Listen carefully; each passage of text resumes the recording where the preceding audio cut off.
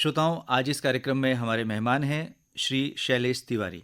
श्री शैलेश तिवारी संभागीय परिवहन अधिकारी हैं देहरादून, और आज आपसे एक बहुत ही महत्वपूर्ण विषय पर हम चर्चा करने जा रहे हैं, और वो है यातायात के नियमों का पालन कितना ज़रूरी। तिवारी जी, आपका बहुत बहुत स्वागत है आज के इस कार्यक्रम में। धन्यवाद अनिल जी। तिवारी जी, ये बहुत ही महत्वपूर्ण विषय है क्योंकि हम देख रहे हैं कि सड़क दुर्घटनाएं लगातार बढ़ रही हैं। कहीं ना कहीं इसका सीधे सीधे असर हमारी अर्थव्यवस्था पर भी पड़ता है, क्योंकि एक्सीडेंट्स जहां एक परिवार को लाचार कर देते हैं, वहीं एक राष्ट्र के रूप में भी जब बड़ी दुर्घटनाएं होती हैं तो हमारी अर्थव्यवस्था, हमारी जो स्वास्थ्य प्रणाली है, जो सिस्टम है, उस पर भी प्रभाव डालते हैं। आपका क्या मानना है? आपने बिल्कुल सही कहा है कि जो सड़क दुर्घटनाएं हो रही हैं वो सभी को प्रभावित करती हैं। एक व्यक्ति को, एक समाज को, देश की अर्थव्यवस्था का भी काफी नुकसान होता है। सबसे बड़ी बात है कि अगर नॉर्मल किसी की डेथ होती है तो परिवार उसके लिए तैयार होता है, लेकिन जो ये दुर्घटनाएं होती हैं जिसमें लोग घायल होते हैं, जिनकी मृत्यु होती है, इसके लिए परिवार तैयार नहीं होता, और हमेशा जिंदगी भर इसके परिवार को कशक होती है कि एक आदमी, हमारा व्यक्ति चला गया।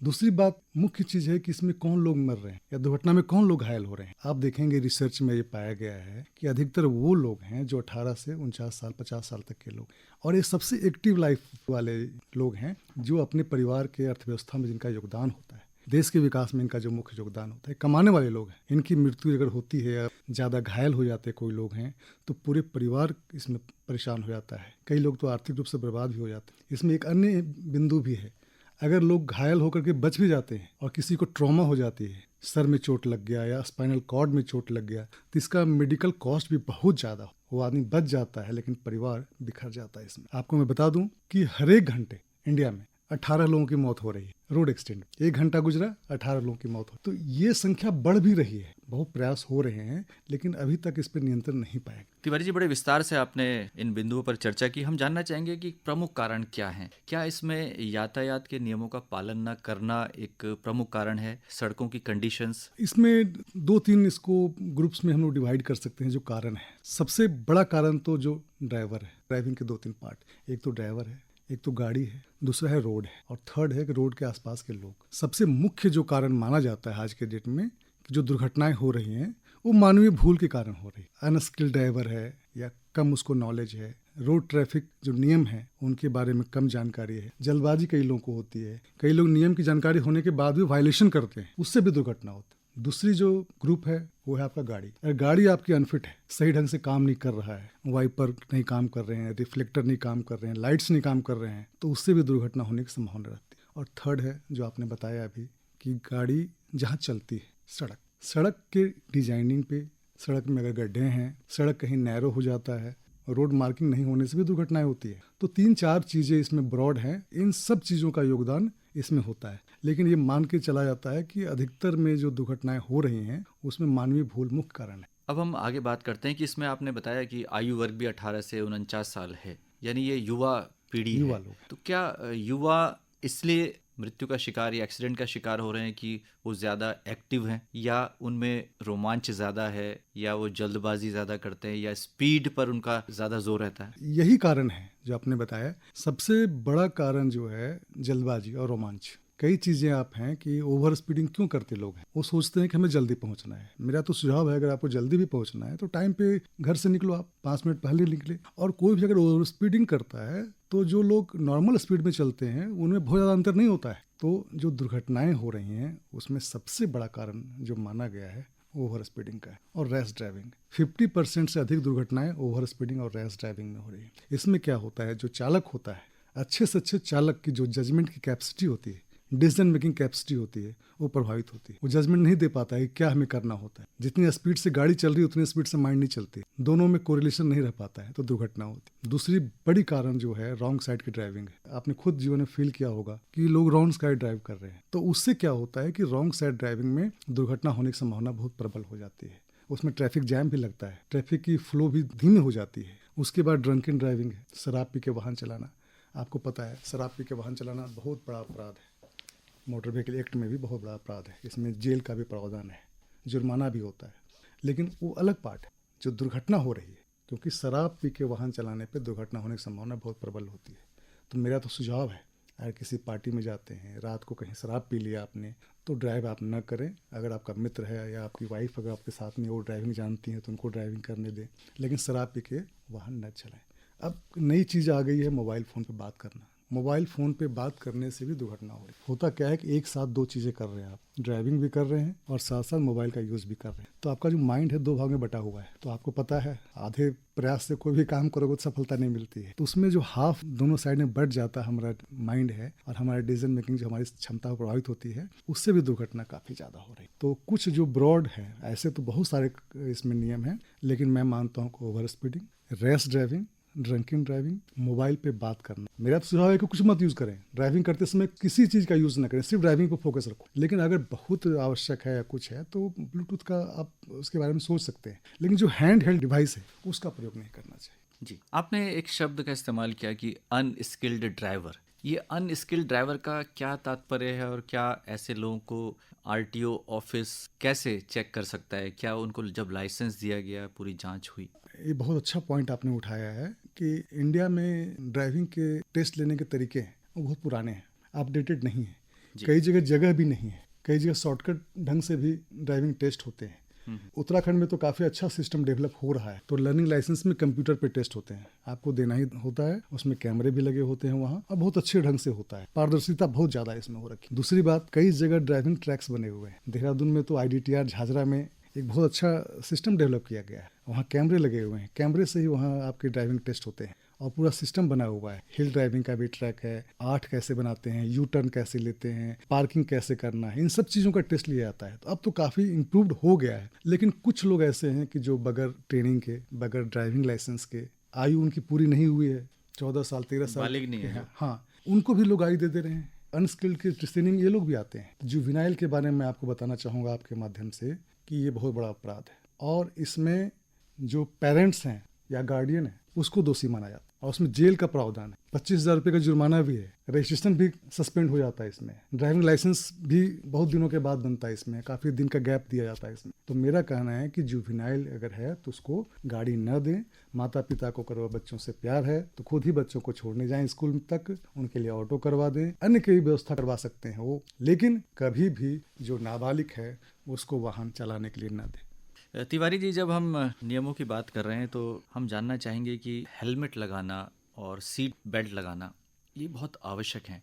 क्या इस मामले में जो लापरवाही करते हैं हमारे युवा या कोई भी जो वाहन चला रहा है तो वो स्वयं जिम्मेदार है इस तरह की दुर्घटनाओं के लिए, अगर आपने सीट बेल्ट नहीं लगाई और हेलमेट नहीं लगाई? मैं इसको दो पार्ट में बांट रहा हूँ। सबसे पहला दोपहिया है, जो पिलियन राइडर्स जो पीछे बैठा हुआ है उसके लिए भी हेलमेट लगाना आवश्यक। हेलमेट में भी देखना है कि हेलमेट क्वालिटी वाली होनी चाहिए, हेलमेट की गुणवत्ता अच्छी होनी चाहिए। अगर उसकी स्ट्रिप भी लगाए, हाँ, अगर पैसे बचाने हैं तो किसी अन्य चीज़ों में पैसे बचाओ। ये हेलमेट है, हमें आप अगर देखोगे तो हमारी जो ब्रेन है, ब्रेन के ऊपर स्कल है, हेलमेट दूसरा स्कल है, समझ लो helmet double layer of protection है।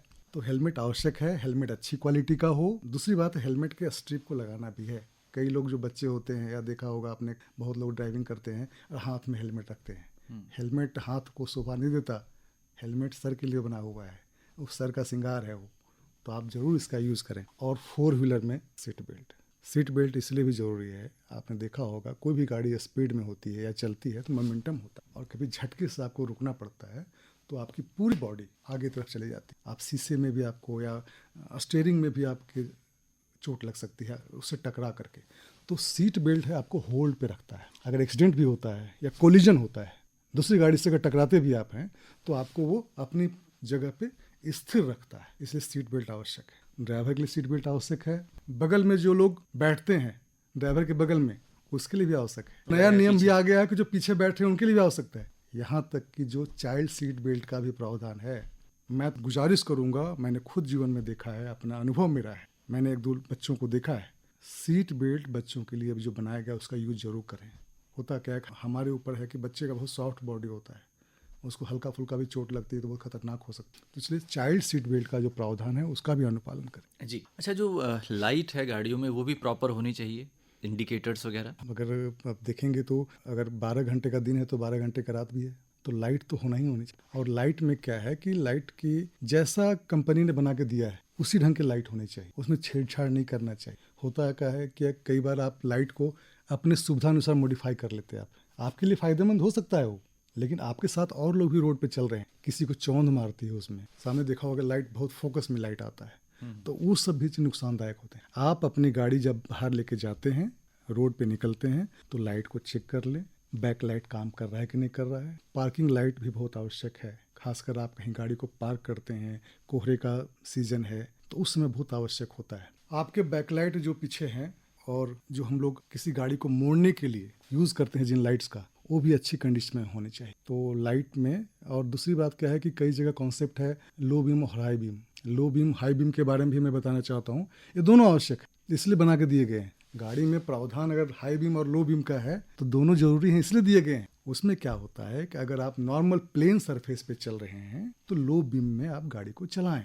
अगर नॉर्मल में होता क्या है कि हाई बीम चलाने से आपके सामने वाले जो गाड़ी आ रही है उसको बहुत दिक्कत होती है, उस ड्राइवर को चौंध मारता है इसमें, और कई बार डिसीजन भी नहीं ले पाता है कि सामने वाली गाड़ी छोटी गाड़ी है कि बड़ी गाड़ी है। डीपर का जरूर प्रयोग करें। बहुत ही अच्छी बातें आपने बताई। इस कार्यक्रम के माध्यम से हमारे श्रोता अच्छी तरह से भली भांति जान रहे हैं कि क्या ज़रूरी है।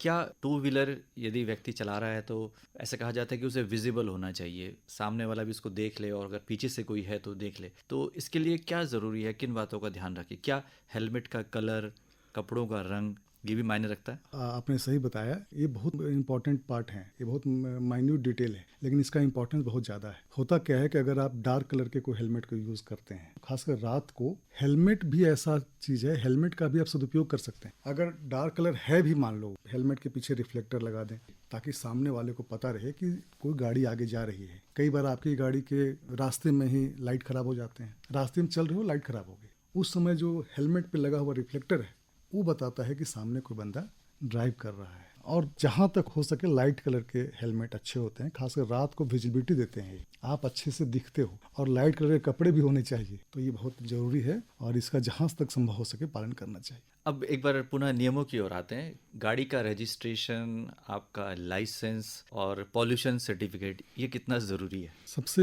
बड़ी बात मैं बोलना चाहूँगा, कोई भी आदमी अगर गाड़ी लेता है और गाड़ी ड्राइव कर रहा है तो उसको नियम कानून पते होने चाहिए, और क्या क्या डॉक्यूमेंट होने चाहिए ये भी पता नहीं होता है। बहुत लोगों को चलान इसलिए उनके हो जाते हैं कि उनको ये पता नहीं होता कि हमें क्या क्या डॉक्यूमेंट कैरी करने हैं। सबसे बड़ी बात है कि अनरजिस्टर्ड व्हीकल नहीं चलाना चाहिए। गाड़ी का जब तक रजिस्ट्रेशन ना हो जाए और उसमें नंबर प्लेट ना लग जाए, रजिस्ट्रेशन का मतलब से नंबर मिलना नहीं होता है, नंबर प्लेट लगना भी होता है। नंबर प्लेट लग जाए और आपको आरसी मिल जाए तभी गाड़ी को रोड पे आप उतारें। तो गाड़ी के लिए कागज क्या चाहिए? सबसे पहला आरसी चाहिए, रजिस्ट्रेशन सर्टिफिकेट। उसके बाद गाड़ी इंश्योर भी होनी चाहिए। इंश्योरेंस बहुत आवश्यक है। इंश्योरेंस आपको बचाता है, आपकी गाड़ी को बचाता है, और जो रोड पे चलने वाले थर्ड लोग हैं, थर्ड पार्टी, उनको भी कोई नुकसान होता है तो उसके लिए भी इंश्योरेंस काम आता है। तो इंश्योरेंस जरूर होना चाहिए। तो फर्स्ट है रजिस्ट्रेशन सर्टिफिकेट, आरसी। दूसरा इंश्योरेंस है। तीसरा है PUCC certificate, pollution under control certificate होता है, ये भी आवश्यक है। इसकी वैधता 6 महीने की होती है और कई गाड़ियों की 1 साल भी होती है। तो पीयूसीसी हो गई, और सबसे बड़ा है ड्राइवर के पास ड्राइविंग लाइसेंस। तो 4 चीज़ें मैंने बताई हैं जो प्राइवेट गाड़ी के लिए। अच्छा, इसमें जो फिटनेस है गाड़ी की, वो कितनी महत्वपूर्ण है? प्राइवेट गाड़ी की फिटनेस तो 15 साल के लिए ही होती है, जब तक उसका रजिस्ट्रेशन वैलिड है तब तक फिटनेस होता है। लेकिन टाइम टाइम पे खुद भी आपको चेक करना चाहिए कि रजिस्ट्रेशन मिल गया, इसका मतलब नहीं कि गाड़ी बीच में ख़राब नहीं हो सकती है। गाड़ी की सर्विसिंग अति आवश्यक, और गाड़ी की लाइफ भी ज़्यादा चलती है तो सर्विसिंग जरूर कराएं और गाड़ी को फिट दशा में रखें। तिवारी साहब, जानना चाहेंगे कि खास तौर से हम देहरादून शहर में ट्रैफिक की स्थिति बहुत ज़्यादा, हम ये तो नहीं कह सकते बहुत ख़राब है, लेकिन गाड़ियाँ बहुत ज़्यादा हैं और सड़कें उतनी चौड़ी नहीं है। हम देखते हैं कि एक वाइट लाइन खिंची है और यदि उसके बाहर थोड़ी भी गाड़ी अगर खड़ी होती है तो क्लैंप लग जाता है। इसके बारे में थोड़ा बताएं कि क्या है, क्योंकि कई बार कई ऐसी जगह हैं जैसे हॉस्पिटल्स के सामने है और वहाँ पे पार्किंग की प्रॉपर व्यवस्था नहीं है, तो व्यक्ति वहाँ पे गाड़ी खड़ी कर देता है। कुछ चीज़ें मैं बताना चाहूँगा, आपने सही पॉइंट को रेज किया है अनिल जी, कि कुछ आपने देखा होगा रोड पे जो रोड मार्किंग्स होते हैं उसका भी मीनिंग होता है। आपने देखा होगा अगर 2 लेन का रोड है तो बीच में व्हाइट ब्रोकन लाइन्स होते हैं, सफ़ेद रंग की ब्रोकन लाइन्स होते हैं, एक तरह से डिवाइडर के रूप में काम करते हैं। मतलब है कि 2 लेन अलग अलग हैं, लेकिन ब्रोकन लाइन्स में आप ओवरटेक कर सकते हैं या लेन चेंज कर सकते हैं। आप कई जगह देखा होगा कि कंटिन्यूस लाइन होते हैं, व्हाइट लाइन है, कई जगह डबल व्हाइट लाइन होते हैं और कई जगह येलो लाइन होते हैं डबल में। तो वो तो डिवाइडर के लिए होते हैं कि मतलब रोड की मार्किंग होती है। एक आपने पॉइंट रखा है कि रोड के बाहर साइड में, आउटसाइड में व्हाइट रंग की एक पट्टी होती है। बेसिकली रोड की लिमिट है वो, जहाँ तक रोड है उसके अंदर है रोड, वहाँ गाड़ी आप पार्क नहीं कर सकते हैं। वो रोड का पार्ट है, कहीं भी गाड़ी सड़क पे लगाना अलाउड नहीं होता है। उस जगह उसके अंदर लगाएंगे तो दुर्घटना होने की संभावना है, ट्रैफिक धीमी पड़ जाती है। पुलिस क्या करती है, उसमें क्लैंप भी लगा देती है, परिवहन विभाग भी कार्रवाई करता है नो पार्किंग में। हमेशा क्या है कि आप अपनी गाड़ी को जो व्हाइट लाइन सबसे बाहर की रोड के बाहर होती है उसके बाहर लगाएं, वहां आपका चालान नहीं होगा। और ऐसी जगह गाड़ी पार्क करें जहां पार्किंग का बोर्ड लगा है कि यहाँ पार्क कीजिए। नो पार्किंग जहां लिखा हुआ है वहां गाड़ी को पार्क नहीं करना है, उसमें चालान भी होती है, गाड़ी टो भी कर ली जाती है। अब चलते चलते हमारे श्रोताओं को ये बताएं कि जो ट्रैफिक के लिए जो लाइट्स लगी हैं खासतौर पे चौराहों पर, उनके क्या मायने होते हैं? ये बहुत कॉमन चीज़ें हैं जी, ये कॉमन है, लेकिन हाँ। इसका उल्लंघन होते हम हाँ, लगातार इसका देखते इसका बहुत ही ज़्यादा उल्लंघन भी हो रहा है और उल्लंघन होने पे दुर्घटना होने की संभावना बहुत ज़्यादा होती है। आप ये मान के चलो, अगर कोई ट्रैफिक लाइट लगी है तो आप गाड़ी को कहाँ रोकेंगे? हम स्टॉप लाइन से पहले अपनी गाड़ी को, ठीक है, स्टॉप लाइन से पहले हमें गाड़ी रोकना है। दूसरी बात है, अगर लाल रेड लाइट है तो रेड लाइट में अगर ऑन है तो आपको अपनी गाड़ी को रोक लेना है। अगर उसको क्रॉस करते हो तो चालान भी होगा, साथ ही साथ एक्सीडेंट भी होने की संभावना है,